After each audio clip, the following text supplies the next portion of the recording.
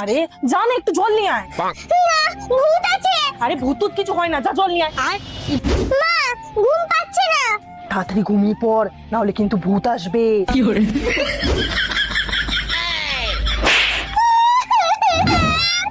বলেছি না ফোন দেখা ভালো না, যদি আরেকবার দেখেছি ফোনে হাত দিকে হাত ভেঙে দেবো।